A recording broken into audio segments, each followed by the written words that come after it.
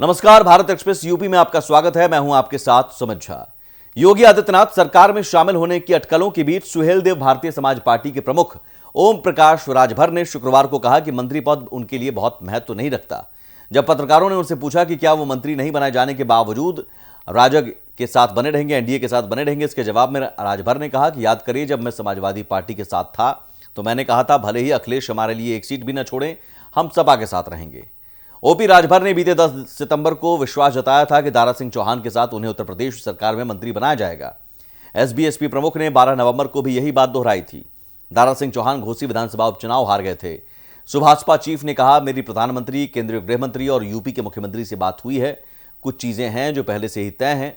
2024 में हम एनडीए के साथ हैं। राजभर ने कहा, मेरे लिए मंत्री पद का कोई खास महत्व नहीं है। यह सिर्फ एक साधन है और एक व्यक्ति जिसने समाज के हित के लिए मंत्री पद से इस्तीफा दे दिया, उसके लिए मंत्री पद का क्या महत्व है।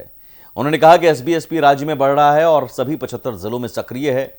सुभाषपा ने 2022 के उत्तर प्रदेश विधानसभा चुनाव में समाजवादी पार्टी के साथ गठबंधन में चुनाव लड़ा और 6 सीटें जीती।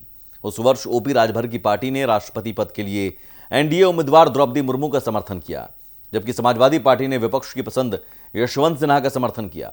इस साल जुलाई में सुभाषपा ने समाजवादी पार्टी के साथ गठबंधन तोड़ दिया था और औपचारिक रूप से एनडीए में शामिल हो गई। वर्ष 2017 में एसबीएसपी ने बीजेपी के साथ गठबंधन में विधानसभा चुनाव लड़ा और 4 सीटें जीती थी। मुख्यमंत्री के रूप में योगी आदित्यनाथ के पहले कार्यकाल के दौरान ओम प्रकाश राजभर को मंत्री बनाया गया था। हालांकि 2019 लोकसभा चुनाव से पहले बीजेपी और एसबीएसपी की राहें अलग हो गई। ओपी राजभर के केंद्रीय गृह मंत्री अमित शाह से मुलाकात के बाद जुलाई में एसबीएसपी एनडीए में लौट आई थी। रियासत और सियासत में सत्ता चले जाने के बाद पावर कम हो जाती है और पावर कम होती है तो प्रभाव भी कम हो जाता है। जब प्रभाव कम होता है तो लोग आने भी कम हो जाते हैं।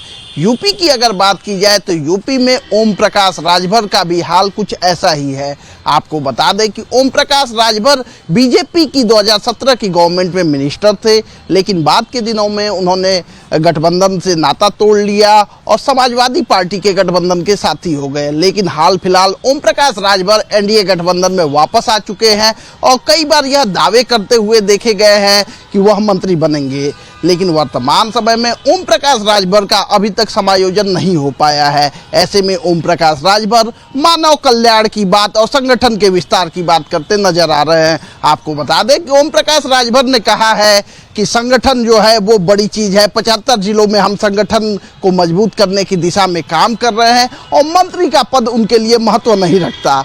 अब देखने की बात होगी कि ओम प्रकाश राजभर का ये कहना कहाँ तक सत्य है और वह मंत्री नहीं बनाए जाने पर क्या स्कीम नई निकालते हैं और क्या नई बातें कहते हैं। आपको बता दें कि ओपी राजभर जो है गठबंधन में आने के बाद भी लगातार सीटों के बंटवारे को लेकर दबाव बनाते नजर आते थे।